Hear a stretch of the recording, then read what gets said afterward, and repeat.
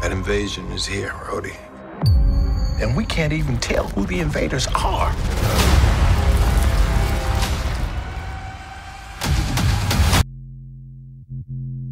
And here we go. It's the comic book bullies. Man, you come right out of a comic book. It's the comic book bullies. You will bow down before me! It's the comic book bullies. Now I am the master. It's the comic book bullies. It's the comic book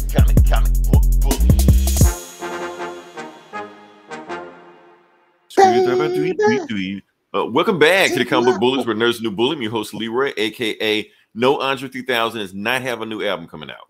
With my co-host. Alrighty then. Yeah, this is Eli, aka IGA&W. Okay, I thought you were gonna say IGN is the best website. Oh. Shit, I don't know. No endorsements here. No, that's another. I'm getting kind of obscure, so that's another Star Wars and food reference. Each one gets deeper and deeper into the rabbit hole. You got to know where we're going with this stuff. Yes, it's the Da Vinci Code up in this bitch. what does he mean by that? Yeah, we're back. Coffee. Kafefi? What is that? What does that mean? He's a fucking genius. Fucking spell check. Anyway, we're back with another episode. We're just gonna jump into it. Okay, like I said, we have a good show for you. We got some stuff, even though a whole lot of stuff didn't happen. Best show ever. Every show is the best show ever. I just hope I numbered it right this time. That's all. First thing, what just jump off? Let's just jump off with this. I want to say, prayers up for Tom Holland. Now, nothing happened to him. He's fine. It's just he's been starting a lot of shitty ass movies, and nobody's watching him. He's getting bad reviews, and on top of that, Zendaya just came out with a trailer where she's having a threesome with two dudes look just like him. So, I feel bad for him. But I mean, because even though it's fake, it's not real, it still hurts. Why does she look like an Amish chick? I don't know. They just got it looking like that. It's just like, maybe she didn't want to be touched by two dudes like Tom Holland. Maybe it's subconscious. I don't know, But don't feel too bad for him because, so Zendaya is out here getting her groove back. But next year, Sydney Sweeney will be playing Spider-Woman. So, Tom Holland get his lick back. Hey, he always said, hey, I'll come back for Spider-Man 4 if I have a good reason. Spider-Woman? Well, yes, she's playing Spider-Woman, yeah. Okay. And some other Sony. I don't know who that is, damn. Anyway. Well, God bless whoever she is. I don't know. Big titty blonde, that's all that matters. Point is, right. If he wants to make Spider-Man 4 and he wants a good reason, this is good enough reason. There you go. There you go. Yeah. So, anyway, let's move on past that. Move on to the next part of the podcast. Let's get into it, Eli. We're going to bring back a classic for you. So, give it to me. What is the number one movie of the week? You know what? I know you have no idea. Matter of fact, only way I would have known. I've been on internet blackout for most of the week, so I really don't know. You wouldn't have guessed anyway. You wouldn't have known. But I'm just curious. What do you think it was? Whatever you get, you're gonna get it right. I don't even know what came out this week. Okay. What came out last week? Flash? It's a previous movie that came out before, so it's not a new movie. That's number one. It's not the Flash or Guardians or something or Spider-Man. Is it? Or Mario? Or I don't even Mario ain't even in the theater. Is it? No, I'm saying you're not gonna guess. You're not gonna get it, even though it's a movie that's already been out. Well, but I'm I think I guessed 3 guesses or something. You get it's one. Yes, one of them is the one you guessed. So I'm gonna give it to you. Yeah, you guessed right. The movie is boom, Spider-Man Across the Spider-Verse. Okay, cool. Yeah, so it's back up at number 1, even though it dropped down last week of the Flash, and then it took its spot back. So now it is number 1 again. That's right. The Flash came out last week. Okay, yeah. Flash came out last week. Yeah. Yo, what's popping? Jake, what it do? What up? Wait for you to show up. You normally, Jake, you're early now. Normally you're here before we get here. Yeah. So that's the weird thing about that. So yes, and I was listening to this geese comments. Yes, Gomer, I was listening to it. AK David, I was listening. They got one fact wrong. because they said yes, Spider-Man Into the Spider-Verse was one of the few movies that was not #1 and then made it back to #1. And they said Guardians was like the other movie that did it, which they were right. Guardians did do it, but they got the movie wrong that it beat. The movie that Guardians of the Galaxy beat in its second week, even though it got beat by the first week, was Teenage Mutant Ninja Turtles, that live action one. The one with Megan Good Fox. Megan Fox. I get it confused. I think I don't know which one it was. Megan Fox. Yeah, one of them. Megan Fox, the one with Megan Fox in it. So that was the one that actually beat Guardians the first week. But then word of mouth got out about Guardians. Like, oh, the first one, right? It would have been the first Guardians. The first one. Yeah, the first Guardians. Yeah. Okay. Yeah, so Teenage Mutant Ninja Turtles beat it that first week. And then Guardians beat it the second week, even though they both came out in the same week. So, which is pretty cool. I was working at Pizza Hut at the time. Guardians, that first Ninja Turtles came out. And there was that promotion, the Ninja Turtle pizza katana cut. We just cut it up in 4 slices. They were gonna do some weird shit with that movie, man. There was some cool graphics on some of them. I almost wish I kept one of them Ninja Turtle pizza boxes. We shit on the movie now, but for good reason. But there were some cool scenes in the movie I kind of like when they was freestyling or whatever in the elevator. Oh yeah. That's pretty cool. That's pretty cool. They're going Wu-Tang and shit. Or yeah, I we don't need to know, work man. on our mixtape. When they're falling from the building and Raphael dumps out all his feelings, man. I ain't gonna lie, man. I got. That was some okay scenes in the movie. I like that. I thought that was cool. But I like the Ninja Turtles, man. The problem is with movies that sometimes people they just want to watch movies just to shit on them. That's all. Yeah. So if you go into a movie just ready to hate on it, yeah, you're gonna get what you want to get out of it. But sometimes you go with an open mind. Eli has that Pizza Hut hookup. I guess long time he did ago. It one time. Yeah. Then I worked at Domino's too.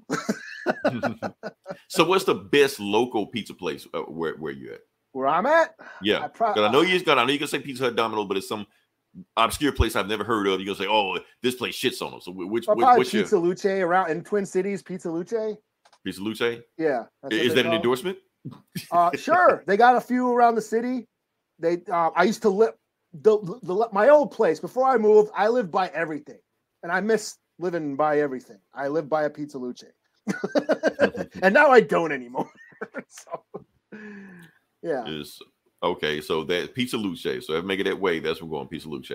What else we're gonna talk about? Oh, let's talk. What is the Flash doing? What is the Flash right now? I'm not gonna talk too much about the Flash because YouTube's algorithm has made it perfectly clear to me last week. No one gives a fuck about the Flash. So I'm just going to keep it brief what I'm going to say about it. I do want to say this, that it did get beat by Elemental, which also Flash beat last week. So it's #3. But also there's Jennifer. Oh, Lawrence. I want to see that. That shit looks funny. I want to see that shit. Yeah. It almost beat the Flash. Look at the score. Look at the score. Oh, shit. Yeah, it beat it by 100,000. And that's the second week. In the second week. So No Hard Feelings almost beat that movie. Yes, Jennifer Lawrence, R-rated sex comedy, almost beat a superhero movie in the second week. That's insane. Now, if I don't know, I haven't heard about that No Hard Feelings movie. Now, I haven't seen the movie myself, but I'm just going about what I think the movie's about. Like I said, it's a Jennifer Lawrence sex comedy or whatever movie. From what I think the plot is, I'm going to just make up a plot in my head. Now, I think the movie is about the parents hire a prostitute for their son who's about to go to college because they're trying to get him out of his shell. So basically, she's trying to have sex with him the whole movie so she can get money to do whatever she's trying to do. But this kid, because of whatever reason whatsoever, he's running away from Jennifer Lawrence the entire movie because he doesn't want to have sex with this. So I don't get these kids' humor these days, Eli. I'm sorry. I don't understand it. Where's Porky's? Where they just man, that's the shit we grew up with. They're bitching about Weird Science, which I still watch all the time. Cancel Weird Science. They're saying what? Because like she was only 2 days old, and they're saying they were grooming And know, she was an adult woman, and they were underage. I thought it was vice versa because she was only 2 days old, and they would take advantage of her. God damn, that's some. Who are we mad at? I gotta watch that movie again now, right. man. That's just blowing my mind. Internet, tell me who to be mad at. And what the hell was Chet? Was he a turd, or was he a frog, or was he a tad? What the fuck was Chet? What did she transform Chet into? I thought he was what was that? A pile of shit? We do that every episode, Jake. We need to have a podcast. What was Chet turned into? And weird. It's open to interpretation. Like multiple, like a whole series, like 50 episodes. What was Chet? We have to explain who Chet was first. Though. That's the thing. Well, we better start a pod. Hey, Jake, want to start a pod? He has to watch Weird Science first and memorize every line on it. Yeah. And not be offended by it. Robert Downey Jr.'s in it. Robert Downey Jr.'s in it. So, hey, there you go. Yeah. Before he was even a junkie. Right. No, I'm pretty sure he was then. So probably starting. He was just probably started. Yeah. So that's what we got going on there. Okay, moving on past that. That's the opening scene. So yeah, but no hard feelings. I can't see myself going to the theaters to watch that. I'll definitely watch it on Peacock or Amazon or whatever it comes on. Whatever the fuck it comes week. on. I don't know. Whatever. Yeah. Right. All right. So, like I said, we're gonna move past it. We're gonna talk about the what we're gonna talk about on the show. I guess what I'm gonna talk about on the show because I watched the show. What did I watch? I watched Secret Empire. That Secret Empire. No, Secret Empire. Secret Empire. What was Secret Empire? That was Nazi Cap. Yeah, that's what that was. Yeah. I forgot about that. One day we're gonna review that too, but not today. Yeah. So, like I said, we're gonna review Secret Invasion. We're gonna talk about that briefly. The only one episode. Have y'all talked about what? No. I know what that is, but I have no interest in that. I do not. Sorry. On top of that, Jake, I'm hearing that show sucks. Like I said, my internet was down all week, so I'm so out of the loop. I had to watch DVDs. I had to go to the comic book store and buy real comics and shit. You know what the fuck? Yeah, man. You didn't download them? I had to go to the antique store and shit. Yeah. In case of your finest comics. All right. Anyway, let's talk about Secret Invasion. I keep wanting to say Empire. Like I said, it's a show starring Samuel Jackson. Samuel Jackson finally has his own show. Disney Plus show. They've been hyping this since Disney Plus became a thing. We've been waiting for this thing to come out. And they said it's going to be the biggest thing ever. And it's going to be this. And it's going to be that. Yes, it is based on a comic. It's really not, but it is. As they all are. As they all are. But this really is based. This was based on Secret Invasion, the 2008 comic book series written by Brian Michael Bendis when Brian Michael Bendis was at the height of his powers. So... I just like saying it. When Bendis ruled the world. Where Bendis came, y'all, and shit like that. So yeah, but like I said, Bendis was just shitting out gold at Marvel around the time. And Secret Invasion was just another part of it. Like I said, I love that comic series. It was an event. It was awesome. I read all the tie-ins. I read the crossovers. I read that story. It was interesting because it had to make you think about everything you read in the Marvel Universe wasn't true. Like people left and right popping up as scrolls. Hank Pym was a scroll. Black Bolt was a scroll. And basically saying like anything that you read in like the last 20 years, they were scrolls. They just make the shit up, you know. So I was like, I wonder what Cliff thought of that. Somehow I feel like Cliff has talked about Secret Invasion and shitted on it hard, but we'll go with Shout out to Cliff. Shout out to Cliff. We will love Cliff around here. But yeah, like I said, Secret Invasion, awesome comic. I definitely recommend it. I know nobody's going to read it, but I still recommend it. So you don't want to read it, but you want to get a in-depth review of what Secret Invasion really was, then go watch the cartoon. The Avengers cartoon. The second season was pretty much Secret Invasion. And it was a fairly accurate adaptation. It's on Disney Plus.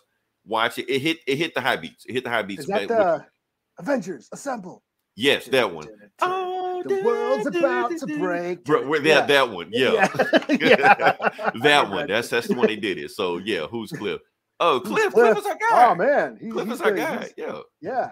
He's the shit. Cliff is the shit. Fish fry. I'm gonna find that clip. I'm gonna find that clip one of these days. Head Tribunal. What is he? The Living Tribunal. The Living Tribunal. Yeah. Oh, yes. Like I said, definitely. So if you haven't seen, first off, that cartoon was fucking awesome. It really is. That cartoon was just awesome from beginning to ending. So it's on Disney Plus. Watch it. Second season is pretty much all about Secret Invasion, about the first half, and the second half is about other shit. But it's fairly hit the high beats of what you expect on Secret Invasion. Also, that was a pretty good series, yeah. It was a really good series. Also, I do want to say this: that Secret Invasion has also been done live action before. It was the first Marvel show to do it. Guess what show did it, Eli? Marvel's Agents of S.H.I.E.L.D. Oh, I must have missed that one. Missed that episode. You missed that one. You missed that one. It was awesome. But here's the thing. So they didn't call it Secret Invasion. It was actually called the LMD saga, Life Model Decoy Saga, where everybody wasn't Skrulls, but everybody was getting replaced by robots. So we know who's the real one, who's the fake one. Is it espionage that was sticking in? Like I said, I love this show. It was season 4. Season 4, one of my favorite seasons of any TV show ever. Why? If you don't watch anything about Agent S.H.I.E.L.D., watch season 4. Season 4, and thank me later. You can drop it after that, but watch season 4. That's when Ghost Rider shows up. That's when LED shows up. Shit went 4 seasons? Damn. No, it went 7. Holy shit. Yes, that went 7 seasons. Yeah. Holy shit. Yeah, it went 7 seasons. I'm not gonna get into everything they did, but yeah, it went that far. So, but that's the thing about Agents of S.H.I.E.L.D. They pretty much did the LMD saga, but they did, instead of doing Skrulls and the LMDs, everybody was who is who, who's been here the whole time. Can I trust them? Can I trust you? I'm stuck in this room. All this shit like that. So this is doing that also. This is doing that. So, I appreciate it. They're saying they're trying to compare like I said, we only watched one episode, but the critics are comparing it to Andor. They're saying this is Marvel's Andor. Oh, so it's like for adults. Yeah, this Marvel for adults. Oh, okay. By the way, Eli, that's a thumbnail. Is it? Yeah. Marvel for adults. Marvel for adults. So that's my thing. So I really hate it when they say that blah blah blah for adults, because that just means like, okay, it's this but boring. That's all it means to me. Yeah. Not to say Andor was boring, but I'm just saying it didn't give me, Mandalorian. The razzmatazz. Yeah. Sometimes you want the razzmatazz, the pizzazz. Sometimes you want that. I don't want the chocolate filling and shit. Yeah. When you say blah blah blah for adults, that means everybody's gonna talk like this because it's ultra serious. Like, I don't care, man. Mature. Yeah. It's mature. It means something, big, and they big 5-syllable words that you exactly. And they did all this in Secret Invasion. I still want to call it Secret Empire, but still Secret Invasion, they did that also. But there is one thing that elevates this above Andor. And I'm not shitting on Andor. I actually like Andor. But I'm just saying there's one thing that does elevate this. Andor, huh? Yeah, I watched Andor. I watched it months later. Honestly, I didn't want to step on your parade. So when you actually review Andor, I want you to just go out and I listen to what you said. And then when I watched Andor, I was like, okay. It probably worked better as because I watched it. I binge watched it. Yeah. Yeah, that probably would have been better, because instead of it, was a slow burn, and it coming out week by week made it an even slower burn. Right. So, and this feels just like that. So if they want to compare this to Andor, yes, this is giving me Andor feels. Take that for what it is. But like I said, there is one thing that does elevate this over Andor. Samuel Jackson. I should have brightened that picture up or whatever. The point is, Samuel Jackson is Samuel Jackson. The guy can read a phone book, and he's going to steal the scene and going to be charismatic the whole time watching it. So whenever he's on screen, does this take place in the past? Because I don't see his iPad. No. This is now or whatever. Yeah. He's got a glass eye, from Captain Marvel. I don't remember that shit. Yeah, okay. Never mind. I thought Captain Marvel took place like in the 90s or some shit. That did, but he had a glass eye back then. He had a glass eye in Winter Soldier, so he just he was up in space. He was up in space, so yeah. So he just popped the glass eye in his and just went down there, so he's good. He's still blind, but whatever, So the point is, they're doing this whole. Couldn't give him a mutant eye or some shit. Bionic. You know what? Back to Agents of S.H.I.E.L.D. I'm glad you brought that up. Okay, so shit. Yes. Are you finding holes in the plot already? No, I am, but I just want to say something. Is this elevating Agents of S.H.I.E.L.D. over Secret? It is not, and that's my thing. I'm about to say something very controversial. People are gonna say, "Okay, Leroy is off his fucking rocker." I don't think Secret Invasion this season is going to be better than that season 4 of Agents of S.H.I.E.L.D. I don't think so. That's my bar. Agents of S.H.I.E.L.D. season 4 is my bar. Are you betting a cheeseburger and a Dr. Pepper on it? I'm betting a cheese. No, because I'm gonna bet a cheeseburger Dr. Pepper later on in the show, but not on this.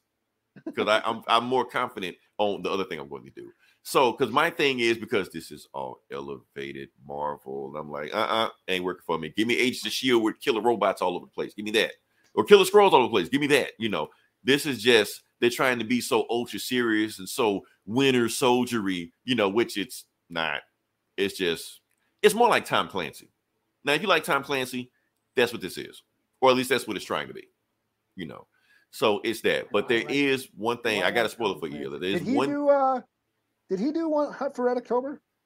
Was that him? Who, Samuel Jackson? No, Tom Clancy. Oh, Tom Clancy. yes. Tom Clancy did do Hunt for Red October. Matter of fact, that was the first movie Jack Ryan was in.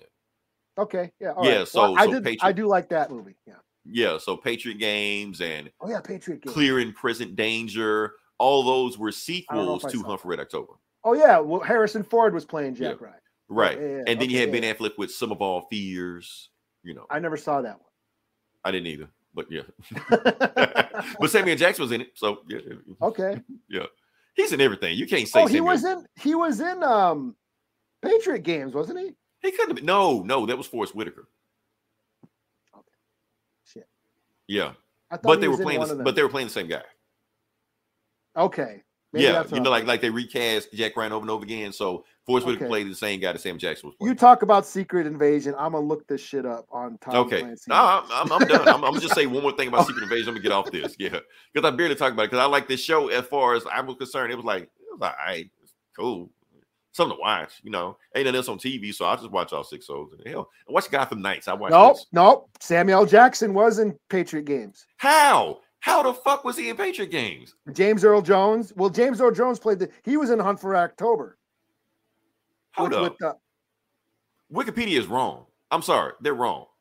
I'm not betting cheeseburger on them. They got to be wrong on that one. Because Samuel Jackson was in Clear and Present. No, Some of Our Fears.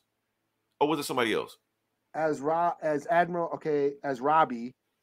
You want me to look up Some of Our Fears? Okay, Some of Our Fears, yeah.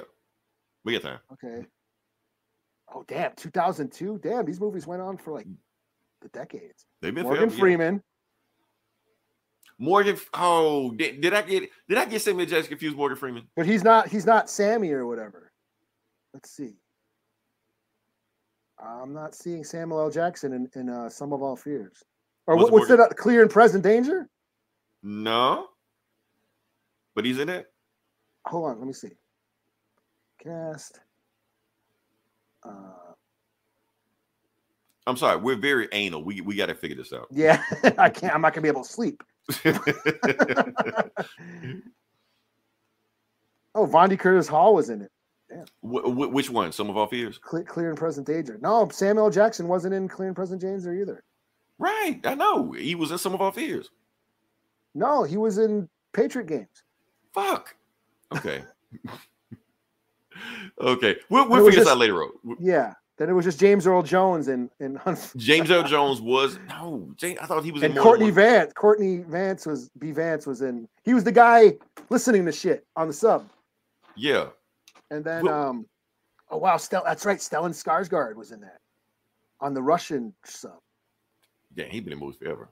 Okay. So we'll come back to that. Anyway, I want to get to a spoiler. So there was one thing that was shocking me, and this is the best thing and the worst thing that happened to this show. So, and I'm explaining in a second because the show ended with the death of Maria Hill. Oh, really? Yeah. But is that really Maria Hill? Right. Well, here's the thing. It is because for people that haven't, there is one thing that is the same as the comic for Secret Invasion, the same as this show. If anybody pretending to be a Skrull, when they die, they turn back into a Skrull, even if they're pretending to be somebody else. So when she died, she stayed her. She didn't turn into a Skrull. So it was her, you know. As a matter of fact, she was shot by Nick Fury pretending to be a Skrull. So she thought Nick Fury had shot her. Now, like, damn, that's pretty fucked up, you know. But at the same time, that's why I almost feel like this show would be better if it wasn't a Marvel show. Because I know they're trying to elevate Marvel stuff like that, but just being in a Marvel property takes the show down because now let's say Maria Hill is dead and she's been in all these movies, stuff like that, and this is her final curtain call or like that. We can't even take the scene seriously because nobody believes she's dead. She may be dead, but everybody's like, whatever. Hell, Nick Fury died like what, 2 or 3 times in these movies?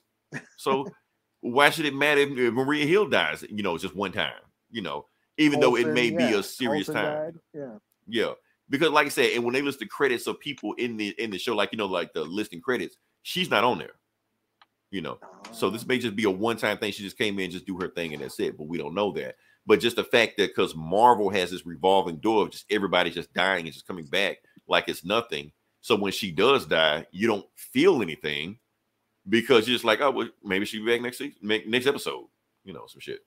So that's the thing. So I know they want to be a serious Marvel show, but just because it's a Marvel show actually hurts it. That's my thing. So okay, I'll keep watching it. I'm not all bored yet. I'll keep watching it, but I'm just saying, it may not have the same impact it was if it was just some random show, some random espionage show or whatever, So what do we got next? Like Mission Impossible? Like Mission Impossible, yeah. But now people die and come back in there too. So yeah. Damn, every franchise people just die and come back nowadays. So now you can't do it. Yeah, I can't blame Marvel for that. You know what? I can't blame Marvel for that. Because everybody just copy Marvel nowadays. If Marvel just kill off people to bring it back, why can't we do it in a Scream franchise? I'm gonna stop shitting on Scream. Let me stop shitting on Scream. I actually like Scream. What do we got next? Okay, you're up now, Eli. Am I? I'm gonna chime in when I need to, but for the most part, it's gonna be you. It's gonna be the Kraven the Hunter, the trailer. The Hunter. Kraven the Hunter. So here's the trailer for Kraven the Hunter, Sony's Spider-Man movie without Spider-Man. Without another Spider-Man movie without Spider-Man. So we've had Venom, Carnage. Mm-hmm. Don't Morbius. forget. I was going to say, don't forget Morbius. Morbin time. And now this one. Spider-Man villains without Spider-Man, trying to turn Spider-Man villains into good guys.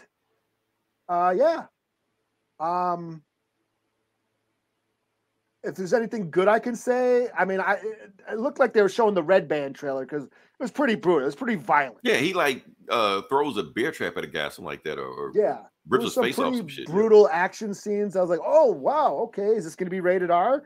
Why is this rated R and Venom wasn't? Okay, sure. But Let There Be Carnage was PG-13. Like, okay, yeah, okay. But Kraven is PG. Kraven is rated R. Is rated R. Yeah, it looks kind of John Wicky. But I don't know. I don't know about turning Kraven into a good guy. I don't know. Right. It completely it's complete opposite of the character. They have here's the thing about this movie. They have just taken a character, just taken a plot, just laying around, and just slapped Kraven on it. Mm-hmm. This is not Kraven at all, in no way or shape or form. Look like Kraven. I mean, he looks like Kraven. I get that they nailed the look. Yeah, but he acts. He don't have the same powers. Say abs, all this shit like that. So yeah, so this doesn't even. He doesn't even act like Kraven. He doesn't have the same powers as Kraven. He don't even have the same accent. He doesn't even have an accent. Well, they can't give him the accent because they're gonna make him a good guy. They can't give him a Russian accent because Russians are bad guys. Guess what? Kraven is a bad guy. Yeah, or like in the 70s cartoon, Spider-Man. Right. So they can't do anything. So they can't give him a Russian accent, and they can't give him his origin story in the comics where he's just, an animal hunter, because we hate animal hunters. So we can't make him a hero and he hunts animals. No, that's a no-no. He's got to love animals. He got to be friends with animals. This is be one with the animals. One with the animals, right? This is Beastmaster and shit. This is Beastmaster. That's all it is. Yeah, Beast Boy. Right. You might as well just turn into a lion or some shit. Or he probably will at the end of this movie. I don't know his animality or some shit. Yeah, basically, this would be cool if it wasn't called Kraven. No, that's the thing. If it wasn't called Kraven, we probably wouldn't be interested. It would just be some movie. But since it's a Sony property and it's attached to Spider-Man and it's Marvel slapped on it, now it has people's attention. So it's like, okay, even though it has nothing to do with Kraven, it doesn't matter if it had nothing to do with Kraven. Do we really give a fuck about Kraven? Not really. So might as well just have a bloody R-rated movie where, as a Spider-Man villain, there's there's better Spider-Man villains. There's better Spider-Man villains than this. So and so you want to have, Aaron Taylor Johnson show off his abs in a movie where he just rips dude's face off? Go for it. Like, call it whatever the fuck you want to. Call it Boo Boo Kitty Fuck. I don't care. It's gonna make the same amount of money. So yeah, he's just not. Other than what, even like in the comics, what Kraven's Last Hunt would be the comic to read, and that might be the best Spider-Man story, Kraven's Last Hunt. That Rhino scene. And even and his Rhino. Does anybody give a shit about Rhino? Not really. Like, why is he fighting Rhino? I guess I don't know, but yeah. So a Spider-Man villain fighting a Spider-Man villain. Okay, but yeah. I will give them credit. I will give them credit on this because, like I said, they cast Aaron Taylor Johnson in this movie. Now, the only reason they cast him in this movie because of Bullet Train, because his test scores went through the roof in Bullet Train. If you haven't seen Bullet Train's awesome. Go watch Bullet Train. Matter of fact, stop the podcast or pause this podcast and go watch Bullet Train because it was awesome. And it was made by Sony. So Sony was like, okay, this guy's testing through the roof. We need to give this guy a movie. Put him in something, anything that's Kraven shit. Put him in that. So there you go. So that's why they made the movie. And Aaron Taylor Johnson has been awesome. His time has arrived. We need to make Aaron Taylor Johnson happen because he's been on the verge all this whole time, but he's never really ever since Kick-Ass. The guy has been awesome. He's pretty much cool in everything he does. Yeah, he kills in everything he does. He's been rumored for being the next James Bond. He might get it. I don't know, but he's Kraven now. He was honestly, in that first Godzilla movie and shit. Yeah, where he was banging Scarlet Witch, his sister. His sister, Elizabeth Olsen, and then they played in like Age of Ultron, like a few months later. I'm like, okay, this is fucked up, man. but it's on brand. Knowing those two, so yeah. Let's see. Give me Kick-Ass 3. Yeah. Did they make a Kick-Ass 3? They didn't make a Kick-Ass 3. Not yet. Okay, yeah, with Nicolas Cage died in there because he was the best thing about those movies. Yeah, they did make a part 2, but yeah, Nick Cage. They did make a part 2. I barely remember that, but yeah. So that's my thing about that. So Kraven, here's my thing, Eli. I made a bet. I made a bet with Gomer. That's what we're talking about, the cheeseburger and Dr. Pepper. Okay. Yeah. I made a bet that Kraven the Hunter will have a bigger opening weekend than The Flash. Oh shit! Yeah, I bet a cheeseburger and a Dr. Pepper on it. I'm gonna film it live and eat it right here on this podcast. If I'm wrong, of course I'm not gonna be wrong. We know that. And you know what made me take that bet, Eli? What? You made me take that bet. Yeah. Really? Yes, because you showed me that you were at least slightly interested in Kraven the Hunter. And not only you did that, some other people were like slightly the fact that it even was on your radar. Oh, like Ant-Man 3. You didn't share Ant-Man 3. You're damn right I didn't. Right. So the fact that Kraven the Hunter was even on your radar, I was like, Sony might have something here. Sony might have something, it was just a trailer. It was a trailer. And then other people hit me up like, hey man, you seen that Kraven thing? I'm like, okay. So people are at least kind of halfway interested in this. Now, keep in mind, I'm not saying Kraven's going to make $1 billion or shit like that. No, it's going to be, one of the lower grossing Sony superhero movies. But the point is, they didn't spend $300 million on this movie either. So they're probably going to end up making the money back anyway. But the point is, it's going to outgross Kraven because first off, it's going to be in October. It's not going to have a whole lot of stuff around it. It's just going to be there just by itself. People are going to be itching to go to the movies. People are going to be curious. And if they just see, Aaron Taylor Johnson, abs, ripping people's faces off, they'll be like, you know what? I have a good time with just running that. In slow motion with no shirt on. Exactly. That's all they care about, So as long as they do that, they're good, But Twitter has killed me though, calling him White Panther, Wisconsin forever. Because he pretty much is White Panther. He has the same powers as Black Panther and shit. So yeah, so whatever. It's exciting. So, all right, that's all I got to say about that. I think it's back on me. All right, it's back on me. Hold up, let's see what we got here. We'll make more money. Maybe. Oh yeah. Of course, we'll make more money than Morbius. But funny thing about it, with the way Flash is going, it probably won't make more money than Morbius. So that's gonna be interesting. We'll keep a watch on this, see how it goes. Okay, now we're gonna go to the Vidja game section. We're gonna talk about something that I said was banned from this podcast, but we talk about a lot of shit that's banned from this podcast. We just keep going. So yeah. We're gonna talk about Street Fighter 6. Now, why are we talking about Street Fighter 6? Because this weekend was the first tournament that happened with Street Fighter 6. And I wasn't going to talk about it. I was going to be like, okay, I'm going to just watch the tournament, keep to myself, and that's it, cool. But something happened that caught my attention that took me completely out of the tournament that actually kind of pissed me off. Now, I was watching the tournament, and that was cool. There was nothing, but something in the right-hand corner caught my attention. Boom, the M. That fucking M got on my nerves. And what that M means is modern controls. So Street Fighter are allowing modern controls in tournaments. That means I can play with my fight stick while you can fight with one button and we can fight against each other for money. Like, let me break these modern controls down, okay? Like we all played Street Fighter before. We know how Street Fighter was back in the 90s. Let's get Zangief, for instance. Now, Zangief, you had to do the same 360 motion to do it. You had to actually do a motion to do that move. But if you have modern controls with what Street Fighter has introduced in the new controls, I can just walk up to you and press one button and do that shit. Tekken used to do that shit with the PlayStation 1 where you can like program moves into. Oh, yeah, you could program moves, stuff like that. Into but you couldn't play for money. I couldn't go to a tournament and play for money doing that bullshit, So now I can go to a tournament and do this wacky shit right here. Say somebody we playing in the game, and then boom, just grab somebody just like that off reflexes. So I can't do that shit with regular controls. You'd have to be godlike to reflex to have to do some shit like that. Basically the computer. You'd have to be the computer to do some shit like that. But now, if I can just do shit with one button, I can just do shit like that all day while the other person is trying to play fair with all these 6 buttons and shit like that. So they're allowing I will get this game. and play for money and shit like that. You just come on next podcast like, yeah, Lee, I just came from my last Street Fighter tournament. Just throwing money in like Ted DiBiase and shit, Yeah. Eating my hot Cheetos with chopsticks. You're right. Playing Street Fighter.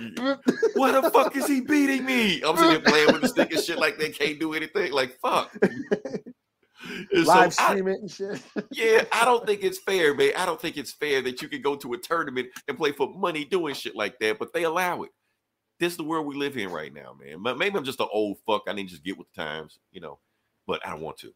I want to stick with my old shit. I don't want to. And that's probably some little like 12-year-old and shit. Yeah, just like, look at me.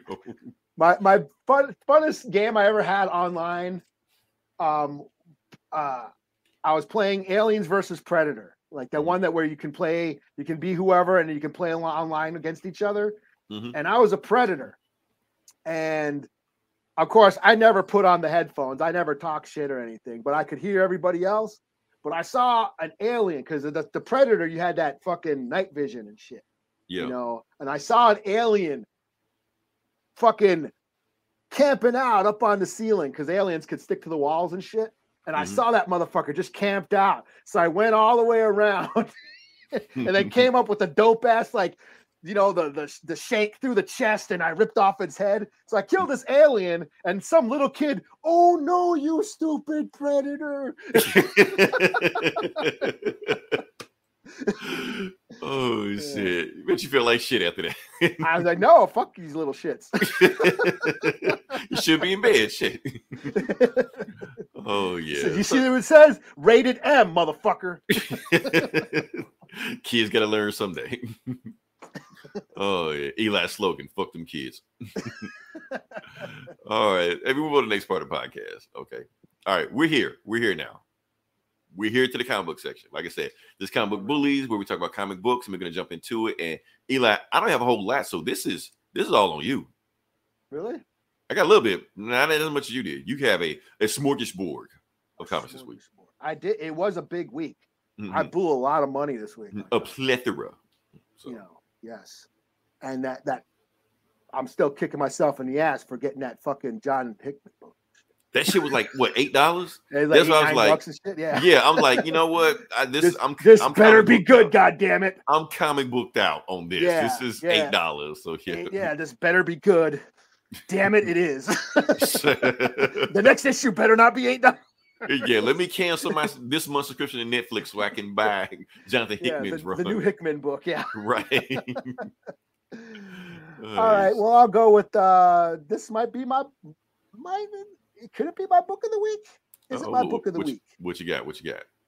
Hulk, Incredible Hulk number one. Really? Because I was not gonna. I was like, I'm gonna let Eli review this before I jump into this. Did you read this? I did not. I was like, I've been too iffy on these Hulk books lately. I was like, I don't know what I was too, especially after Starship Hulk. You know, yeah, Hulk in space. I'm just like, I don't know about this, man. Just yeah. So this is taking Hulk way back to its horror roots. You know, and I got a physical copy too. I had to get a physical copy because bitching about my internet again.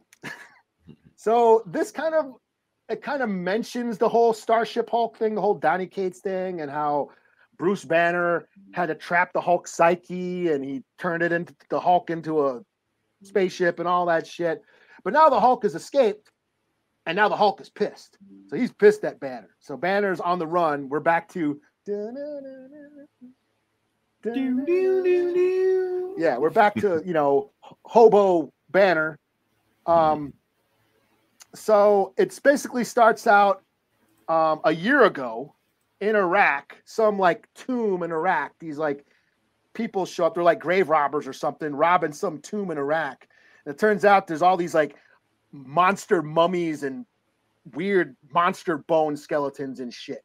And this chick grabs the leader of this this group of thieves, grabs a skull, and she gets possessed. And she says, the green door is shut. So now they're referring to the Al Ewing, the Immortal Hulk shit. So the green door is how Hulks can resurrect. You know, a Hulk, like a gamma person can resurrect from green hell. And she turns into this monster. And they all start turning into monsters. You know, pretty wicked monsters. Pretty cool monster designs, I must say. Then we go to, you know, Bruce Banner. He's, you know, hoboing around the country. You know, he stops at a diner, you know, for a meal and shit. But he can hear Hulk talking in his head, saying, you know, it's all your fault. You shouldn't have did what you did and all that shit. So Hulk panics and runs into the woods, and then passes out. Obviously, turns into the Hulk. When he wakes up, the diner is demolished. And then we cut to this girl. What's this girl's name? I can't remember her name. She's going to be like the new Bruce Banner sidekick, though. I'm pretty like Jackie McGee and the other one. Yeah, Charlene or, you know, Rick Jones or something. She's trying to run away from her abusive dad. Her dad's abusive. She's running away. We cut to so at the diner, the FBI is investigating the diner scene. It's all demolished in ruins and shit. And they're like, okay, if this is Banner, you know, you get him in human form. We got these special bullets that can take Banner out. If he's in human form, go for it. If he's not, run. You know. But then those grave robbers show up. That robbed that tomb in Iraq. They show up on the scene, and they're like, okay, let's go get him. You know, and the woman, you know, she's telling all like, okay, my children or whatever, and they're calling her the eldest and shit. Like, go get him. Then you can feed. And so one of them turns into like this gnarly monster and goes out running. We cut to that girl Charlene. She's still on the run from her dad. And then we cut back to Banner. The FBI, they find Banner. And they try to put him in this like, you know, trap him in this like, you know, sort of force field thing. But then he hulks out, and this is him hulking out. Check out. Can I zoom in on some of that? Shoot. Like that. Look at his teeth. You see his. So that's him hulking out. Okay, so they got that werewolf like feel. Like Yeah. So so he turns into the Hulk and starts fucking up all the, you know, the FBI agents. And then tells them, leave me alone, and runs off. The girl running from her dad, he ends up getting, during the whole Hulk fight, he ends up getting in a car accident. The girl's dad, she finds them all in the car wreck and beats the shit out of them, saying, leave me alone. Basically kind of, you know, echoing what Hulk said, "Leave me alone," and she's punching the shit out of her dad's face, saying, "Leave me alone." Anyways, that monster, he finds the girl's dad and basically starts eating him. Well, shit. Okay. Yeah. the woman of the thieves, the leader of the thieves, show up, and she's like, "You're not supposed to eat until we find him." But he's like, "Oh, well, you know, the Hulk and his vessel, they are enemies of, and the vessel fears him, as it should." And then, so basically he's saying the Hulk is back inside the vessel, back inside Bruce Banner. So we got to basically search for him. And then, this is kind of weird, but the woman, she basically summons Betty Ross. She's got like Betty Ross entrapped in like a weird orb in her finger, and basically says, we have to get the Hulk. And Bruce and Betty Ross is like, he's never going to let you have the Hulk, and the Hulk will kill you before that happens. And this woman, she says, "Okay, whatever, but you are my child, and I am the mother of horrors." That's Lilith, isn't it? That's what I'm wondering, because Lilith is the mother of demons. Lilith is the mother of demons, but I mean, if you say mother of horrors, that just sounds like Lilith. Yeah, that's what I was thinking. Is she Lilith? And then she calls herself the eldest. So I'm wondering if she is Lilith. But she calls herself the mother of horrors, the mother of all horrors, and she's summoning all the monsters and demons to basically go after the Hulk. So she's which calling is shit out, Lilith can do. Yeah, she's calling out to like the Mole Man and Swamp, not Swamp, Man Thing. Yeah, and like you see, there's a panel with like the Ghost Rider, like zombies popping out of a ground by a flaming motorcycle. That sounds like Lilith. It sounds like Lilith. It doesn't call it. I don't know why they're saying demons, but it's not demons. But so she basically calling all monsters, go get Hulk. And that's kind of where it ends. So yeah, I thought this was cool. It's really taking Hulk back, old school Hulk, back when that's what he used to do back in like the 70s and early 80s. He would just jump around from town to town fighting monsters. Right. And now it seems like now, especially after Al Ewing's run, that Hulk has kind of like embraced that supernatural side. So they kind of like lean into that. I mean, because they've always hinted at it, but Al Ewing just said, no, Hulk is magic. He's in that realm. Yeah. And the whole Green Door thing, how he can resurrect, and because I think in one of those Defender books I reviewed, like somebody asked Dr. Strange, like, "Dr. Strange, why don't you just cure Hulk?" Like, I can't. There's something else going on. There's more than science going on with him. I can't do it. So and all the body horror, like the art is dope. It's really rugged. It's not like refined. Like most of like the top tier Marvel books, they got a glossy quality. This art is kind of visceral and rugged and raw, which I liked. It kind of reminds me of like an old, creepy or Tales from the Crypt comic. That kind of rough style of art. So I thought this was cool. I thought the unsettling, but I thought the monster designs were really cool. I think that the Hulk transformation is cool. And it's just cool to see Hulk fighting monsters again, just going old school, not that weird space shit that we've got. Starship Hulk and shit. So, but I really think something happened with that book. Wasn't because it was a weird turn. Something happened to Donny Cates, but nobody will say what happened. Was it Gomer? I think it was Gomer saying he was getting a divorce or something. I don't know. Could be. Maybe. I don't know. It's just weird. It's just like he was writing, then all of a sudden, boom, done. That's it. Like, the fuck? I think he's still doing that. Was it Vanish or whatever? That shit for Image? He's still got that book crossover? Or crossover. No, is it Vanish? Vanish? He's got a new book.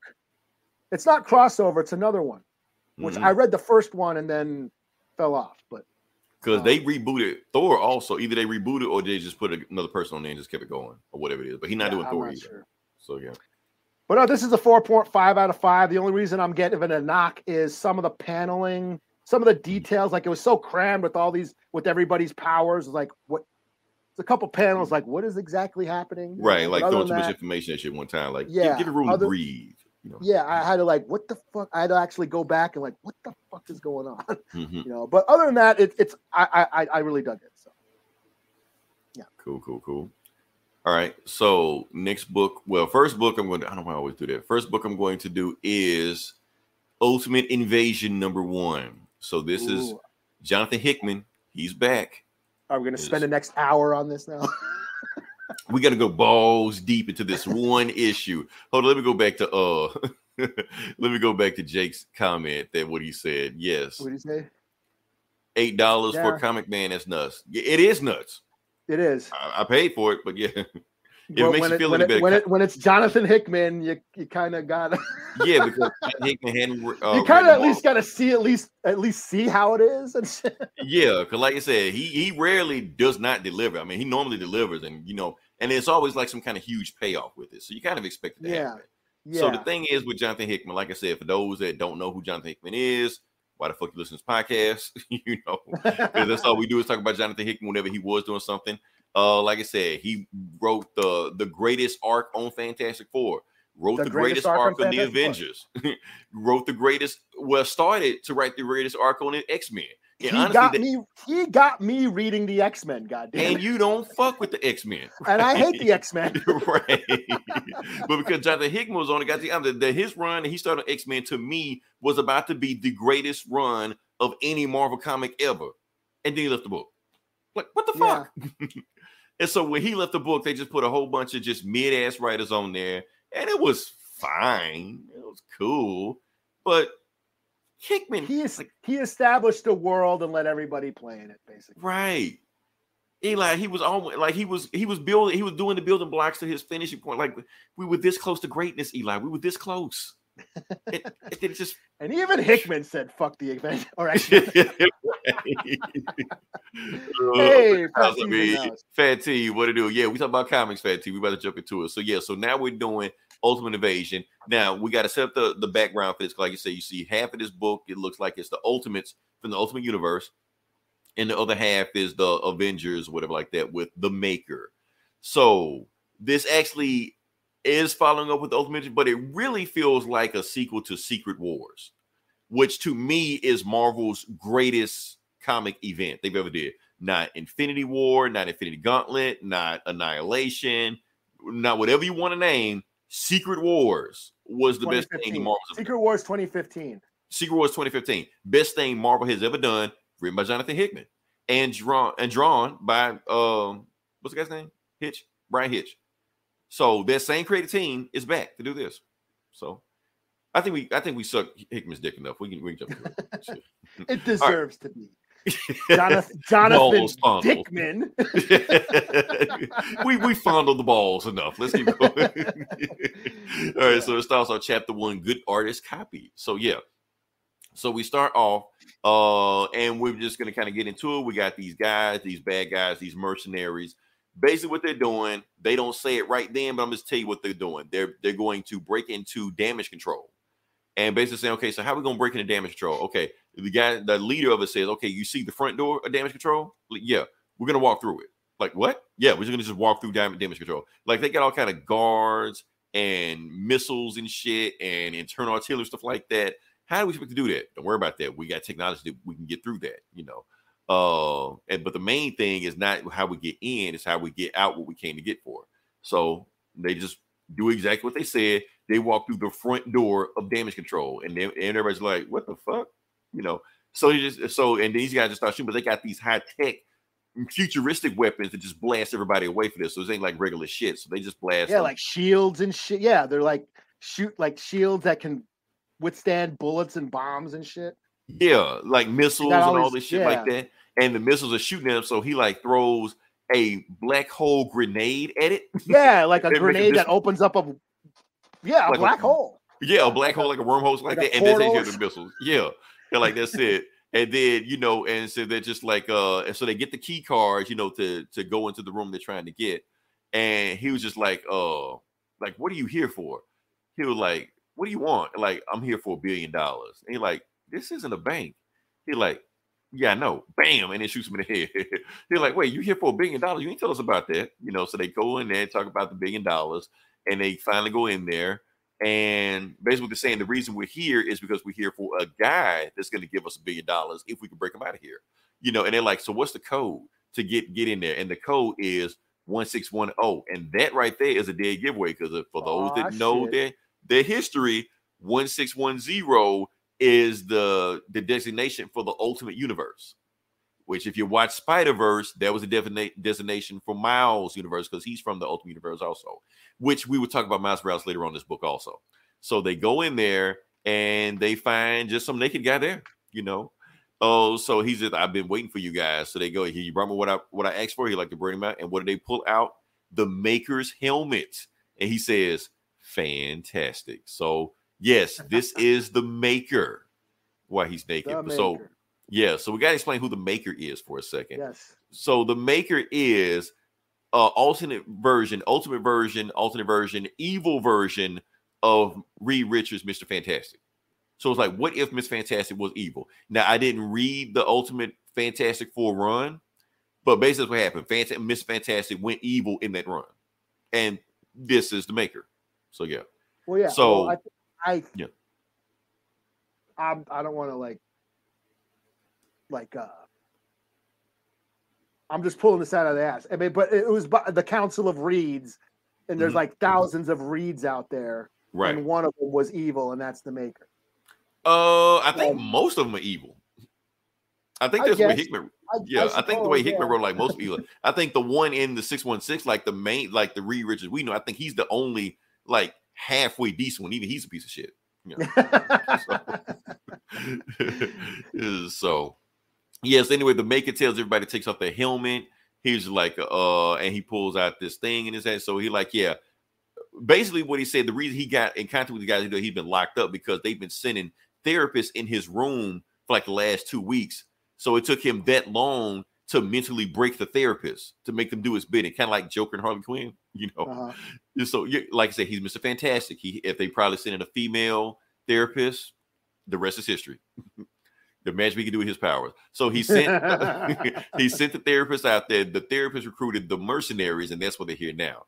So, but the reason he got these particular mercenaries because he wanted their genetic material so he could do this, combine them all into one person as a clone of himself, while he just walks out the front door. Yeah, but nobody would know. I could have always escaped. Yeah, but I need to escape without anybody knowing it. Right. So he needed a decoy, basically. Right. But the thing was, since they switched one guy out, he knows it's not going to be a perfect genetic copy, which will fool 99.9% of the people that see it.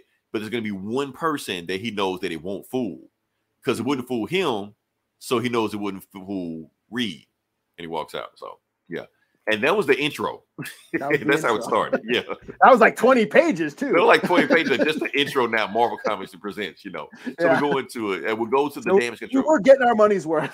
We're getting our money worth of the book, so you can't complain. Like I said, it's a lengthy book, but you got your money's worth. So we go to the damage control. It's like 2 weeks later, we go to damage control. We got Black Panther with the War Dogs and Reed Richards there. And basically, this is the place that those mercenaries destroyed. They destroyed damage control.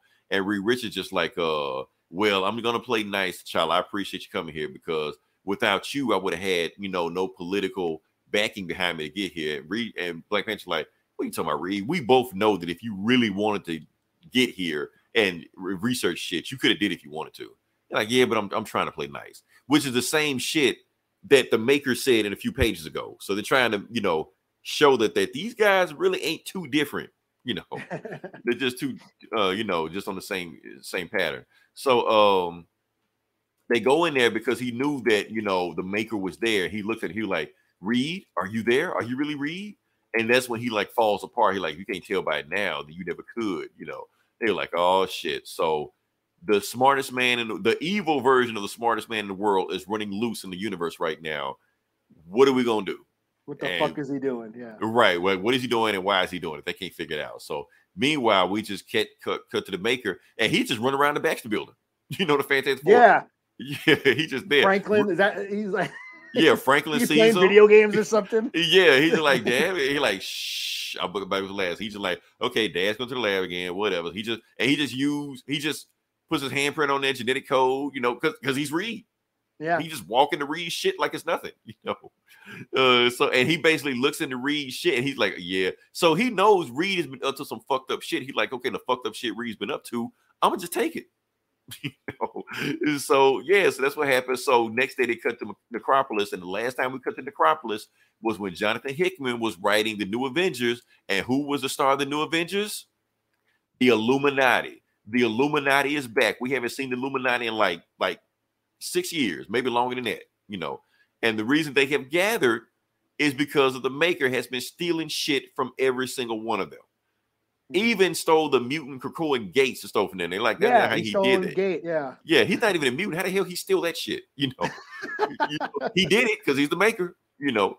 But I think Terrigen Mist and Terrigen Mist like that. And I think I think Maker knew how to do this shit because he hacked into Reed's files, and Reed knew how to do this shit already.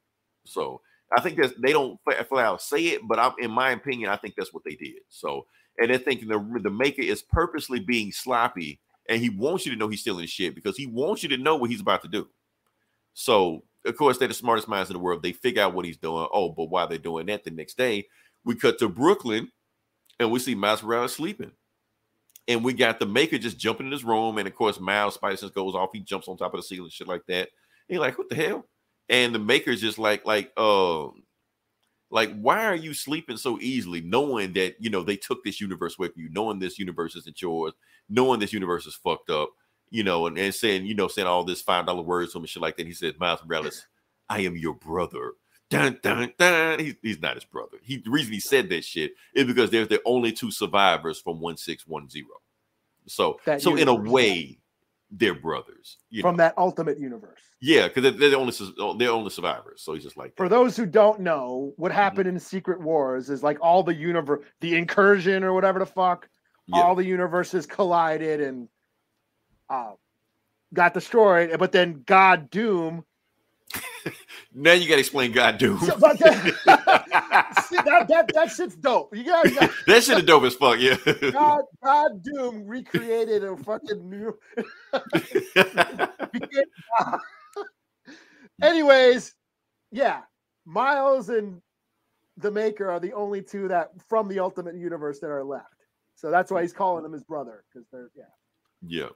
So, but the main reason the Maker is here because he's like, look, I'm about to go back to the Ultimate Universe, you know, and the only reason I'm here because since you're my brother, quotation, you're like, I feel like it's just common courtesy. I should, you know, invite you back over there. Hey, you want to go home?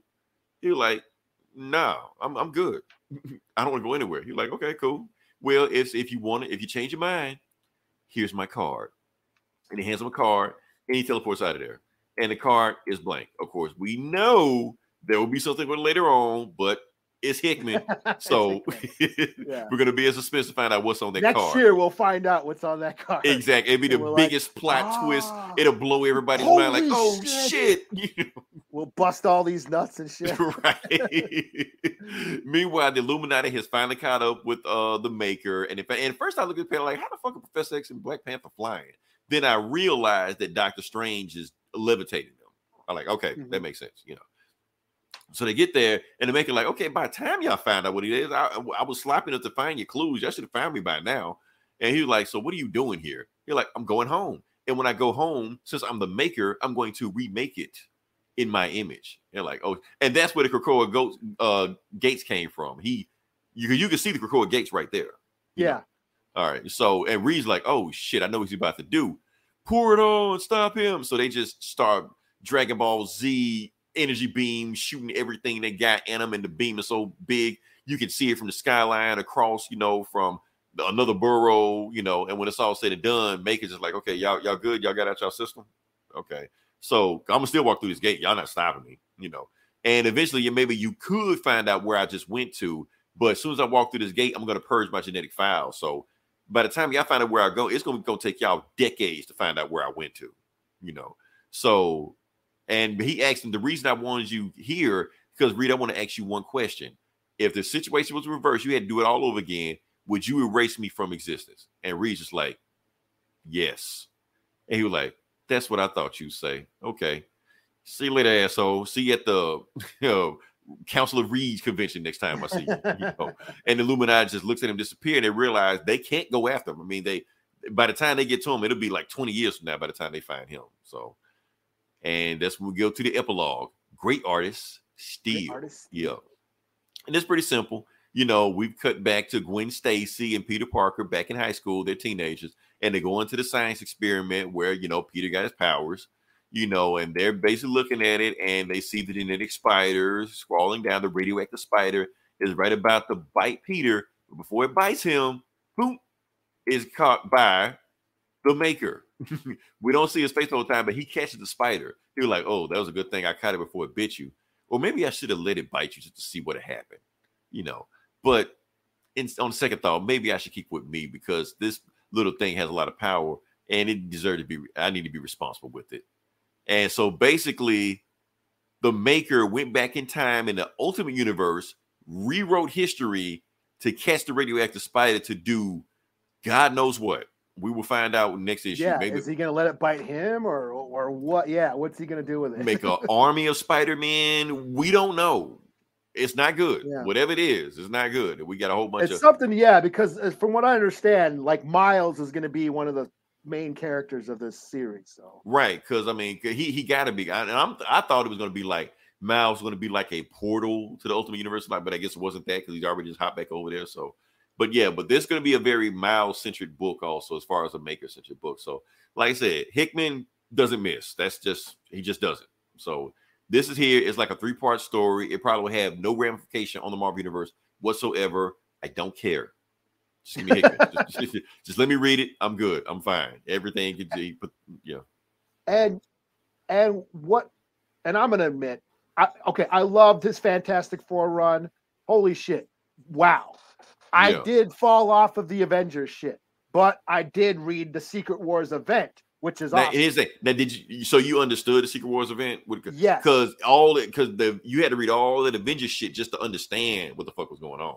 Yeah, I was reading it, and then I fell. Yeah, all that multiversal shit. I just fell off, and but when the Secret Wars started, yes, I read it, and I put the pieces together. Okay. But I did appreciate, what that was. I mean, just as a piece of like comic book storytelling, I think it's like on elevated. it's a modern right. It's there, yeah. So and that's what I was worried when I first picked this up. I was like, oh shit, it's the Ultimate Universe shit. It's multiverses and shit. And I got like exhausted already because you know how Hickman can drag shit out. Right. But after reading this first issue, I was like, no, this is. And it's a pretty simple book. Like it wasn't like even his X-Men books had all this shit in them, all this words and text, and you had to read all these blurbs and stuff like that. This was just tens and this was 100 years, 1,000 years, 10,000 years, and like right. Yeah, this was like pretty straightforward, Yeah. Like if you didn't know anything about it, you just read the story and you're good to go. Like a few stuff you got to know about the Ultimate Universe, but that's really about it. Yeah, you really don't need to know that. Yeah, you just need to know just that it exists. That's that all. Existed. That Miles was from it. Him and Miles are from it. Yeah, that's all you really need to know. Other than that, and you're up and running. Yeah. But like I said, if you haven't read Secret Wars, please read it. I'm going to give you an example of some crazy shit that happens in that. Black Panther has the Infinity Gauntlet, raises an army of the dead to fight God Doom, who has the powers of all the gods. You're right. And they basically fight as a fight. And Black Panther loses, but only loses as a distraction so the other Avengers can do other wild shit. But the book, man, I almost going to reread that shit. But or what or what he did to Thanos. What he did to Thanos, he was like, man, if it was in another universe, I could have fucked you up with the Infinity Gauntlet. And Doom looked like, well, do you have the Infinity Gauntlet with you now? They're like, no. Okay. Bam, rip this fucking spine out.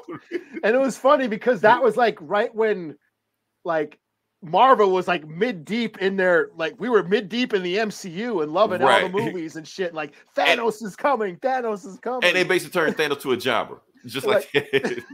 No, that sounds like a dope comic, especially with the spider on the whole cannon camera. Conan? What was it, Titan? Because I had that free comic book day. Where the fuck is God Doom? Yes, God Doom is one of my man. God Doom is awesome, man. Dr. Doom recreates the universe. Well, see, the thing was that we got to talk about Secret War. We got to start talking about. We got to talk about Secret War like that. Because the thing was, the universe was about to get destroyed anyway. Yes. Dr. Doom found out it was about to be destroyed, so he did some wild shit. The Illuminati was trying to stop it, you know. Yeah, but they couldn't stop it. Doom saved the multiverse. What it was is like that Avengers run was the Illuminati trying to stop the incursion. The incursions, and they couldn't. Yeah. Mm-hmm. So, but Doom stopped it. Like Doom was the one that saved everybody. So what he did, he saved everybody. Like I'm gonna take a piece of the multiverse, put them in one thing, and I'm gonna hold it together because I saved everybody. I just want everybody to worship me as the God I am. Took the Fantastic Four's family, erased Reed Richards from existence, took Sue Storm as his wife. I was like, what the fuck is turned Johnny Storm into a son? Right. Made statues of himself in every city, and the world just worshiped Doom as a god. This shit, man. Like Thor, like a bunch of Thors were cops and shit. Right, they work for him and shit. You know, all hell, dude. Man, that book was. Please, everybody, please go read. If you don't read any comic that we recommend on here, go read Secret Wars. Even some of those tie-ins, like some of the tie-ins were better than that. Yeah, Captain America, like being the barber, riding Devil Dinosaur through that wasteland and Battle World, Weird World, Weird World, yeah. One More Day, that Mayday Parker was in that, so or the Western. That's where Red Wolf came when they brought back Red Wolf. There was like that old Western. That was It was like Wilson Fisk was like the mayor of this old West town, and fucking Tony Stark was like he was like Doc Brown, the inventor, and Captain America was like the sheriff and shit. Oh shit! I make me want to read that shit again, man. It was awesome. That's classic. That's a 5 out of 5 book. If there's ever been a 5 out of 5 book, that is a classic book. Matter of fact, letting you know that's actually what Marvel is building to right now. Like all these movies are coming out like 2025, 2026. If they can get this Jonathan Majors shit taken care of, which they'll probably just falsify information and just whatever. Who cares? But the point is, they're building to Secret Wars. So all this crazy shit we're talking about, you're going to see it on the big screen. It's going to happen. They're trying to make this shit happen. So, yeah. All right. Oh, next book. What you got next? So is your score? Is this a 5 out of 5? I can't give it a 5 out of 5 yet.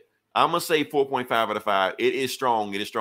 But I got to see where it's going. I'm into it. Don't get me wrong. I'm into it. And this is only 4 issues. No, I think it's 3.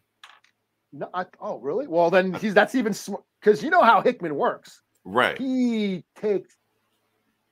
It's the long game. He plays the long game. Yeah. And then he got that. Yeah. Then we're not even talking about his Fantastic Four run. We're not even talking about that because that's some fucking mind blowing shit. I like the Future Foundation, and you had to read 2 of them. But it's awesome. It's awesome. Like it's awesome. It's just like that some shit just had me just like, what the fuck am I reading? He made Fantastic Four cool again. He made him cool. I was like, man, this is some crazy. God Doom ain't got nothing on Franklin Richards. That's all I gotta say about that. Yeah. All right. So what you got next? That is true. Yeah. Well, I guess on to DC. Yeah. I will do Nightwing. Okay. Is this my book of the week? Every book is your book of the week. It was a good week. I gotta say, it was a good week. It was a good week. I'm not gonna lie. It was a good week. No, that's tight.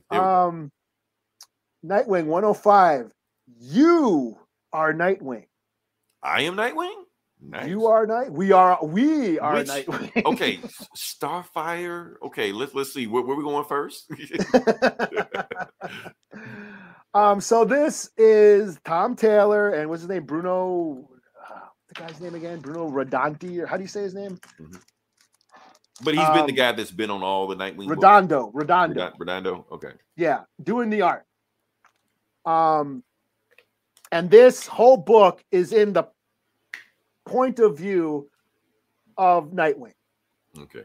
So as you can see, that's So we do get a Starfire sex scene, right? We do not. It does begin with him waking up in bed with Barbara Gordon. Okay, well, yeah, good consolation prize, and not like not wheelchair Barbara. Oh damn, we're canceled. So yeah, it's all in the point of view of Nightwing. You know, he wakes up in bed with Barbara. The dog licks him. He gets a phone call from his sister, the mayor. Zuko basically whatever. said, yeah, Zuko, the mayor, says, hey, there's a biological weapon on a train. So him and Batgirl suit up and they go out to stop this biological weapon. They get on the train. They find one half of Double Dare, these twin thieves, these,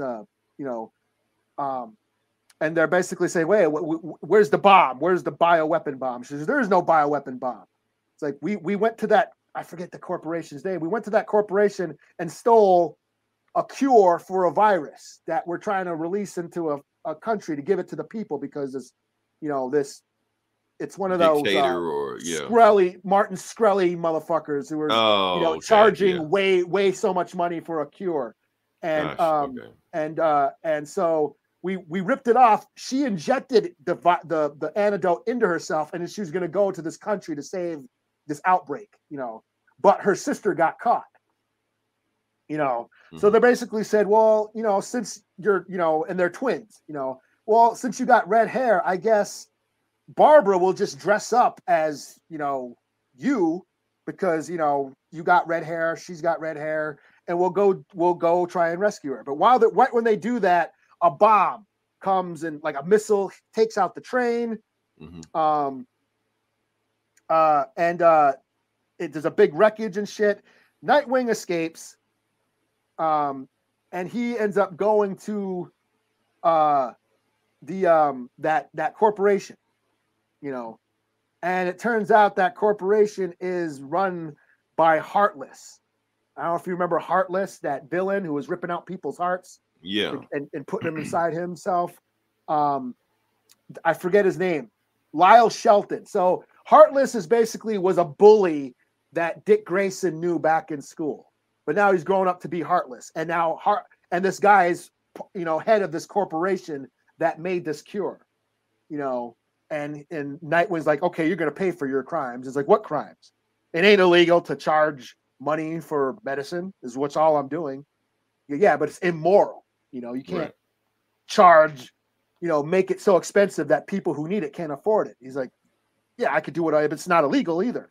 He said, what about your mercenaries that blew up a train? Oh, I didn't know they were going to do that. They just worked for me. I just fired them. They were just a security force. I fired them. So basically, there's nothing Nightwing can do.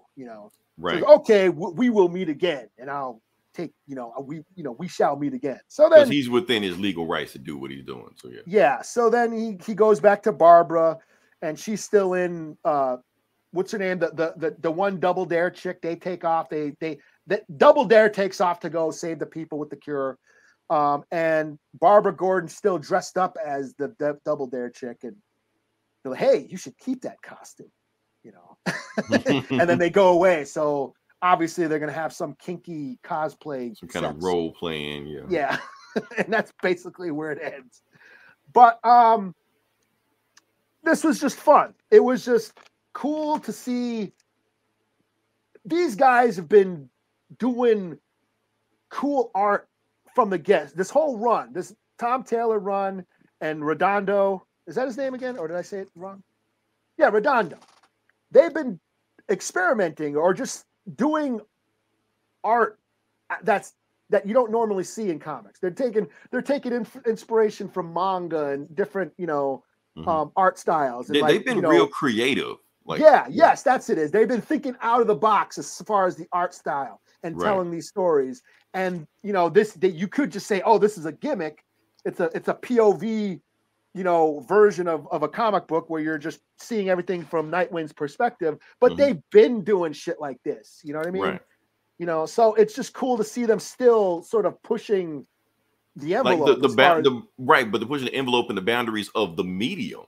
What can you do? What can you do with a comic to tell a story? Yeah, with comic book storytelling and with comic book art, and that's what's cool about this, Because this type of story probably wouldn't work in any other medium. Definitely not live action. We've seen hardcore Henry also like that. It didn't work the same.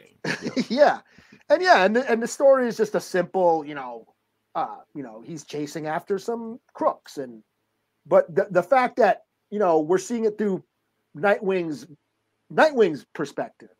and the creative uses of mirrors and reflections and stuff. There's like a really cool panel where he saves the one double dare chick, and they swing onto the window of a skyscraper, but it's a glass skyscraper, so you can see the reflection. So there's stuff like that. You see, he's Nightwing's brushing his teeth, or Nightwing's doing a video call, and you see his reflection. So you're always reminded that it's Nightwing. So it's just the creative ways that they used to get that across, to still remind you, yes, this is Dick Grayson and shit. So yeah, I really dug on this. This is really cool. So, and this book is still awesome. The Nightwing run, Tom Taylor's Nightwing one, they still haven't lost me. 4 out of 5. Dope shit. I wonder how long it's going to take before another comic book steal that idea.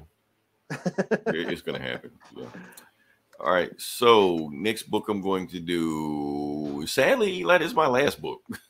Oh, this is all I got. So, because like I said, Hickman, it took a lot out of me. So yeah. So that was expensive. Yeah, it was expensive. So the next book I'm going to do is Superman #5. Did you read this? I did read this. You did read this. Okay, cool. I did read this. It popped up on Comixology, but I couldn't get it because I didn't have internet. But I did get it. Okay, well, at least you got a chance to check it out. So, like I said, direct continuation for the last book that we read with the Kryptonite Claw, and it was fighting Silver Banshee, and we're gonna pick up from there. So, and then the book ended with a cliffhanger that Jimmy Olsen was trying to save Silver Banshee because she's in love with him. So yeah.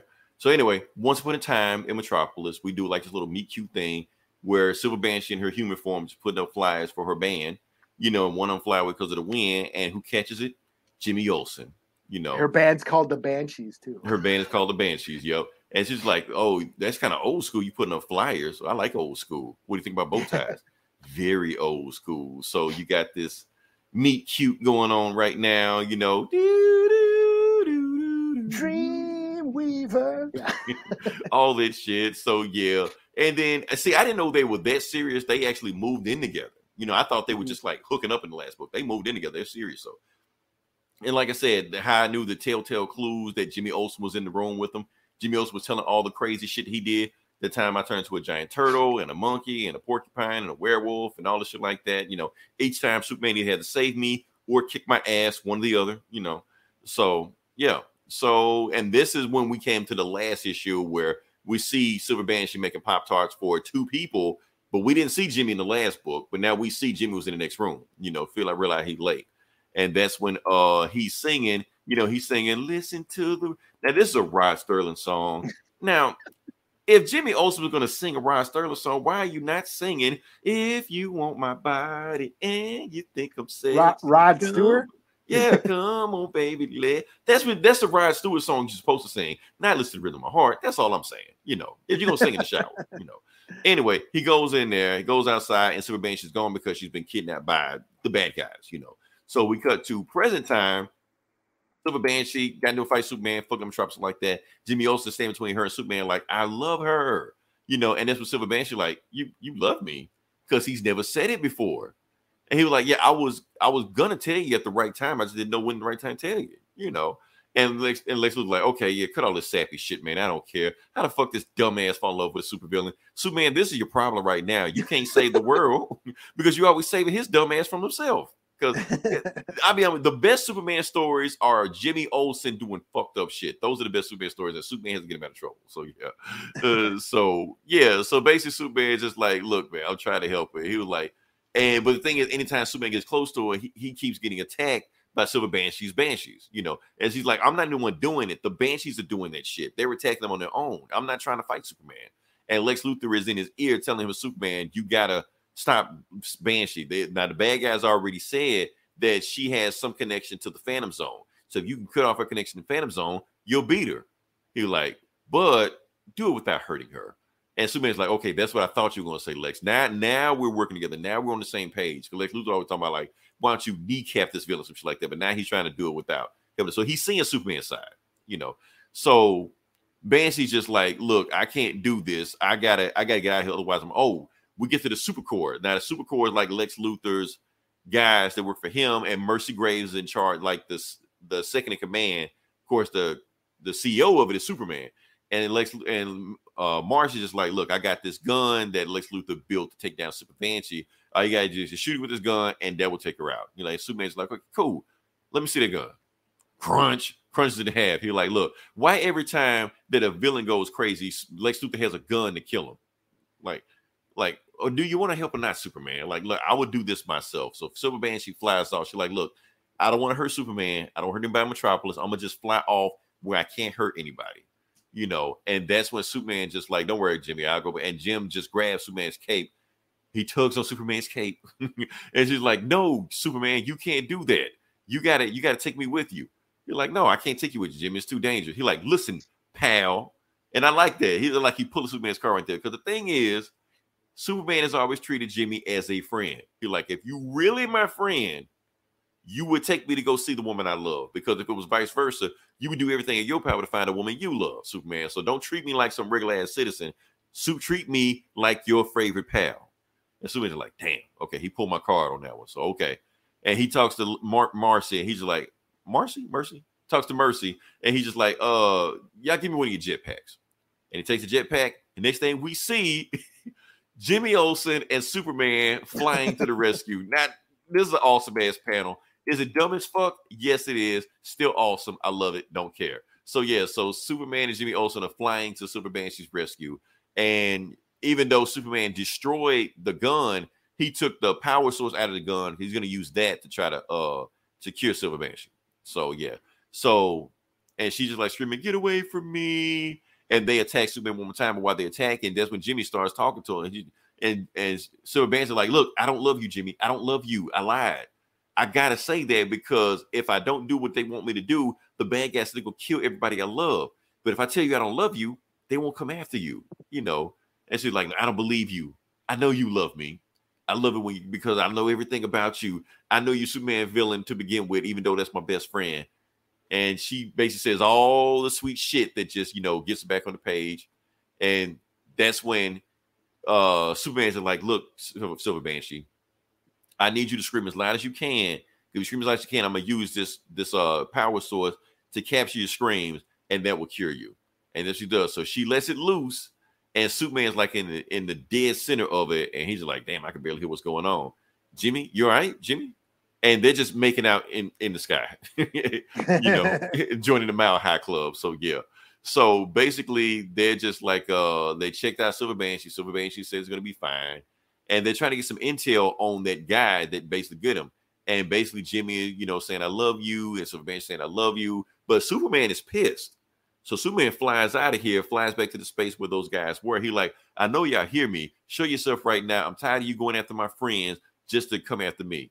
And this was like, greetings, Superman, and that's when the bad guys, Dr. Farmer, grabbed it. Just like, why we're doing this, right? We're not doing this because of you. We're doing this because of Lex Luthor. You can't trust him. I know you're trying to turn him into a good guy, but he will never be a good guy.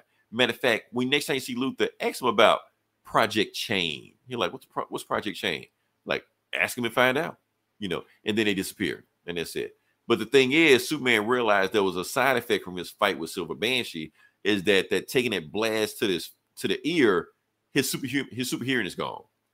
But they said it'll come back within a day or so he'll be fine. But as right now for the night, he has no super hearing. So they go and Marilyn Moon Knight is looking over them, who I'm pretty sure we'll find out later on. But that's for another time.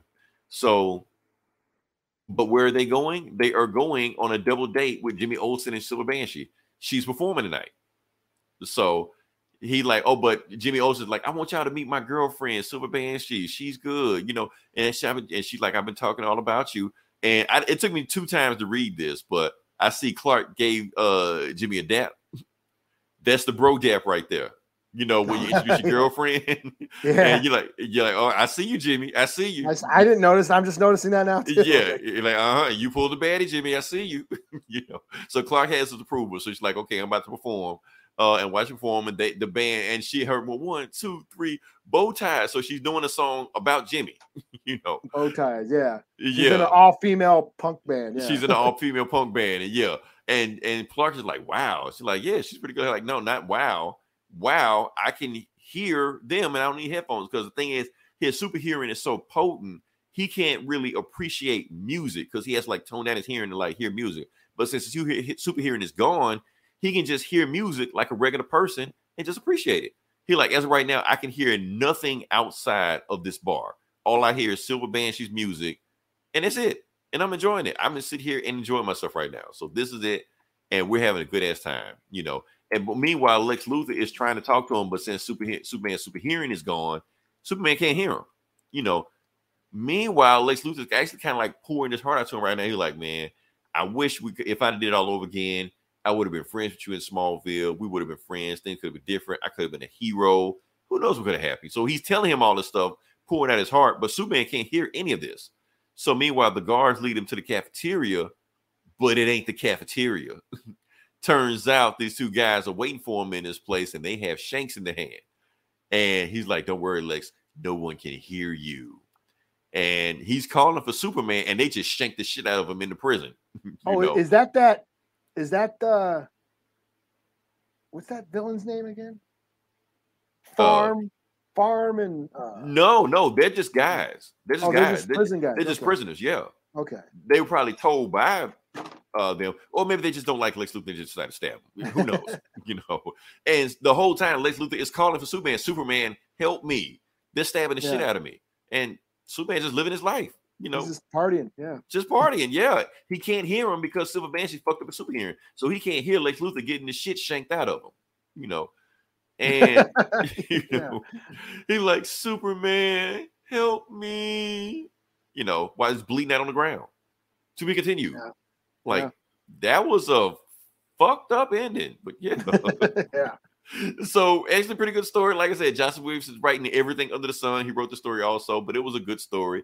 It was, you know, it had heart. Really had heart. Like it's usually just superheroes just beating up superheroes like that. But this was a heartfelt story with Jimmy Olsen, Professor's love to supervillain, you know. And no, it was cool. Yeah, I'm digging Superman these days. Yeah, easy breezy book, get in, get out, you know. I don't know what's gonna happen next issue, but I'm on board. So yeah, here we go. So yes, what you got next? Well, since we're on DC, I will do Titans number 2. Titans, go Teen Titans. Okay, there we go. So picking up where we left off last issue, where you know I did read the last issues. Yeah, where Flash has been shot. Somebody shot Flash. Like, how the fuck do you do that? Right. So they determined that Flash that got shot is a future Flash. So he got shot and he jumped on the treadmill, the Speed Force treadmill, just in time to get back to the present to let everybody know that he's going to get shot in the future. So present day Flash is still alive. Okay. Yeah. I had to read that fucking panel like, wait, what? Now, keep in mind, that's your average Flash comic you just explained right there. That's how all of them read. So wait, it's like, wait, what's happening now? This is the future. See, Flash, the future me went back in time to go get it. And then the whole time they're talking about like DNA and like the evidence, the tread on his shoes basically matches the treadmill and all this shit, and they ran DNA because Dick is a detective, and and he's not a clone, and Starfire, whoever's like, oh, this ain't no alien or like an impersonator, it ain't no Martian Manhunter shit or whatever, right? You know, this is the real Flash. So, or Wally, you know, and then Wally shows up like, hey y'all, like, oh, cool. So this is future you that's dead. You know? So yeah, basically Flash got shot before he died because he's the Flash and he's so fast. He jumped on the treadmill, got back in time, and died on the doorsteps of Titan's Tower. So it turns out that some of the evidence on him that there was fire, like wooded fire, and there just happens to be a forest fire going on some other across the planet. So they all go to put out this forest fire. And of course, Beast Boy's freaking out. All the animals are freaking out and shit. And, you know, Starfire, like, you know, portals a big lake onto the fire and puts it out. And they're trying to figure it out, you know, who did this. You know, we need to figure out who did this. So they go back to Titans Tower, and they're having like their teen moments, they're the soap opera moment. They do take time to have those human, teen drama shit going on. Would it shock you to find out that Teen Titans were kind of inspired by X-Men when they first came out? Yeah. Yeah. and that inspired the New Mutants. That inspired the New Mutants, and X-Men need a teen book with superpowers. Right. With emotional teen drama and nothing like that. So yeah, it's all. Yes, Fat T. Starfire is thick. This is for y'all's viewing pleasure. Yes, I'm glad you left it up there. Like I said, this here. I'll blow it up. That's why I said if they were really wanting to cast Starfire in a movie, get the thickest ass Latina you could find. You get her hair red, and there you go. Yeah, this is the swimsuit issue, or the swimsuit variant that I chose to put. So while they're chilling in Titan's Tower, they're watching TV. It turns out the Church of Blood, who they were fighting, one of their oldest villains, Brother Blood and all that shit, they're on TV, and they're basically trying to rebrand. Like, we're no longer a death cult trying to bring about the end of the world. We actually want to save the earth. They're still a cult, so yeah. Yeah, they're still a cult. We want to save the earth. What we're trying to do is find a planet to bring all the humans to, because Earth is dying. So send your pledge to us, and we'll fund this save the humans and find another planet, campaign. They're not a cult; they're a church. Yeah, and if you don't put in even the interview said, oh well, you guys have been like supervillains before and tried to destroy the Earth. They said, well, if you don't trust us, why don't you trust one of our colleagues? And it's Tempest. Oh, remember he was in last issue. Aqualad. Yeah. Aqualad. Yeah. He was. Remember they were trying to recruit Aqualad last issue, and he's like, "Nah, man, I'm good."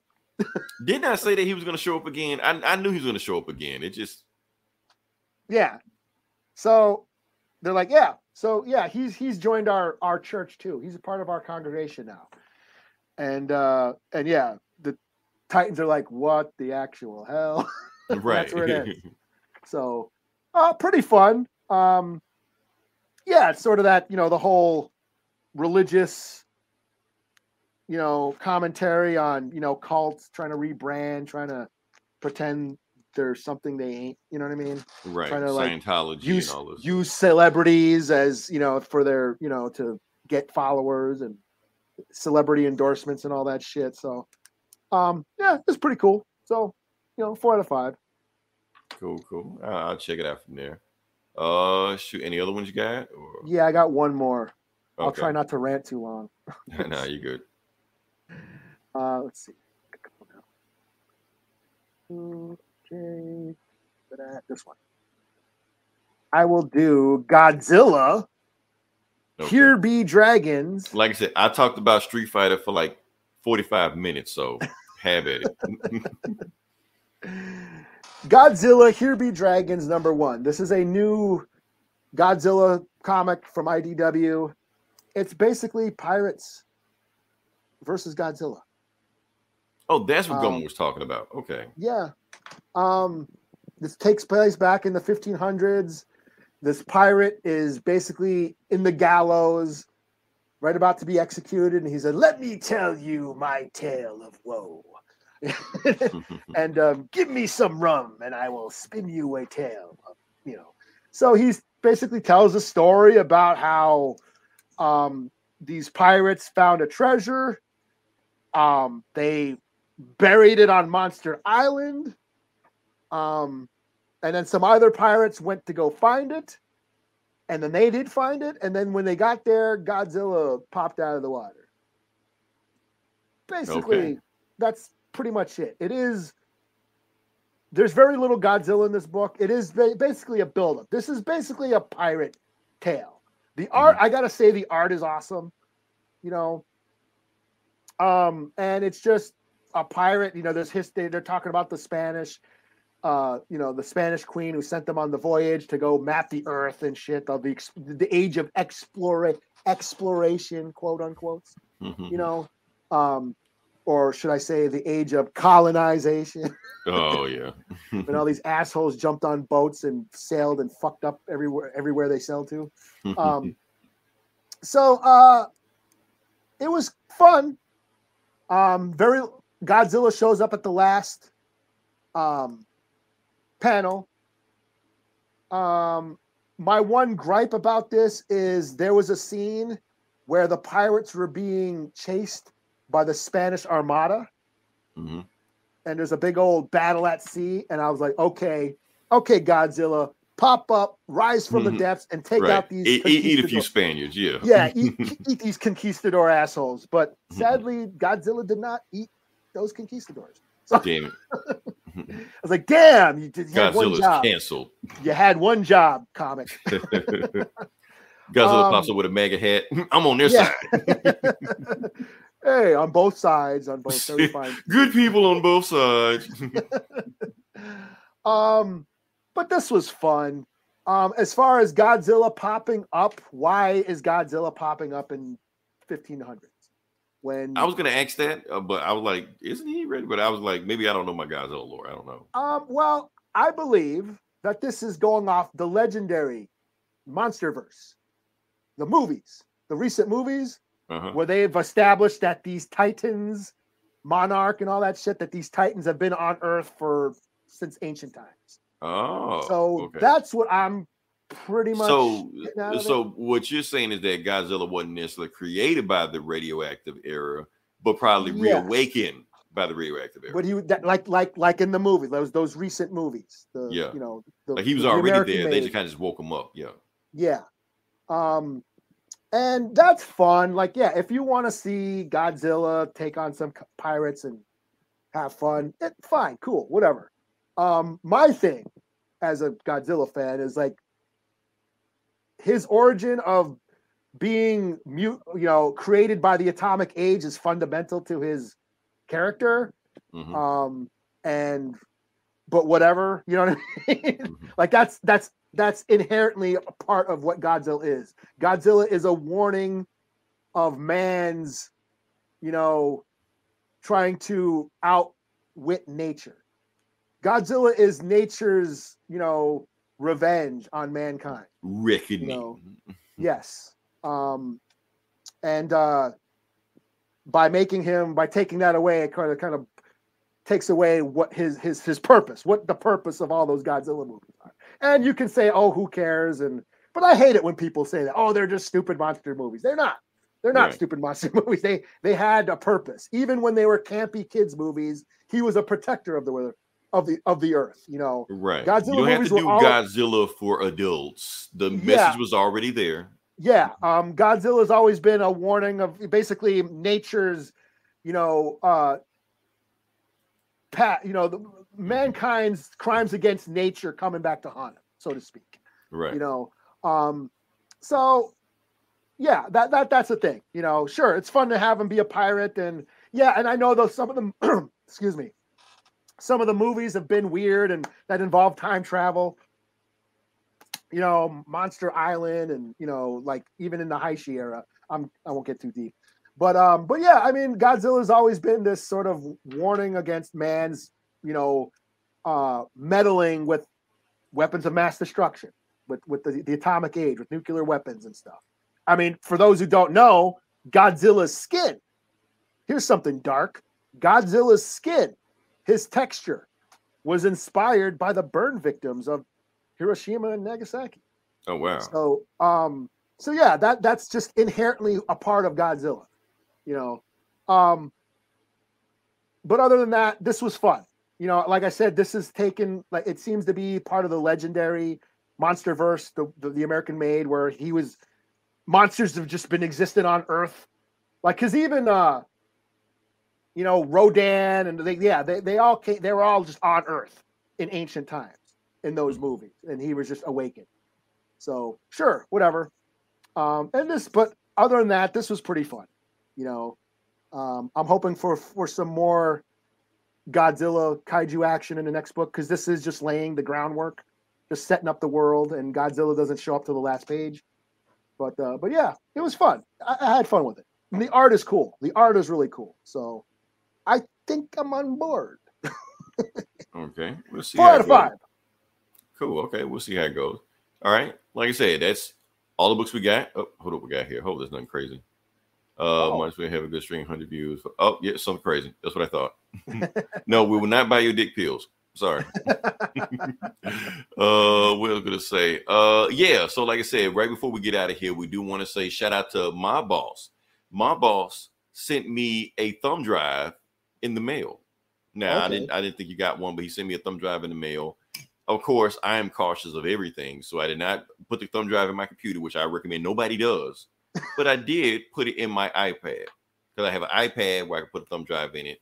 That way I can read it. If there aren't any viruses, won't catch any virus on it, and watch what's on it. And what was on it? Let me see if I can pull this up.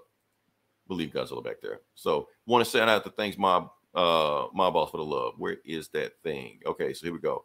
We're going to start off with, yeah. Hello, Leroy and Eli. This is Miles Ritchie over at Crush Comics in Castro Valley, California. We wanted to wish you a very happy 300th episode of Comic Book Bullies. We, on behalf of a whole bunch of other comic shops, are happy that you guys are talking about the stuff that we're interested in, sharing pop culture, and just being awesome. So thank you very much. So that's one. And he sent another one also. Hi, I'm Anna. I'm Perry. I'm Steve. We're from Elusive Comics, and we would like to we can congratulate Comic Book Bullies on their 300th episode, and we wish them many, many more. Congratulations! Yay! So I have no idea how long ago he sent that. He probably sent it like a month ago, and we're just not catching on to it. But I just had to look at my mail, saw something from that. I was like, let me just open this up, see what's in it. So yeah, shout out to my boss sending that. Yeah, that's awesome. I mean, Yeah. I'm like, yeah, I'm quite taken back. You know, we come on here and talk shit, and half the time we forget the shit that we say. Yeah, we just come here and talk shit and talk about the shit we like. I have no idea that like people are like digging it, and we're like, you know, that. So yeah, shout out to my boss. Thanks for listening, and you know, I know he's been listening for a while, but yeah, that's a really cool gesture, and just showing us that people are out there digging our shit. That's so like, anybody else I'm overwhelmed. I'm taken back, actually. Yeah, so anybody just here that just like to hear just talk shit all the time for just about goofy shit that we find interesting, you know, that's what it's for. You know, appreciate and just appreciate for listening. So, like I said, you've been here this long. Definitely like, share, and subscribe. I mean, hell, you listen to us this long, you might as well like, subscribe at least 30 seconds. Give us 30 seconds of your time. That's all. Hold on. Oh, even Fat T's in there. Yeah. Congrats. Thanks, T. Yeah, thanks, Fat T. Yeah. So, like I said, this is episode 305 right here. So we just keep it on trucking. So, and the funny thing is, like, we've done this many episodes, and I do feel like we've always bringing like new stuff to it, like stuff we've never done before.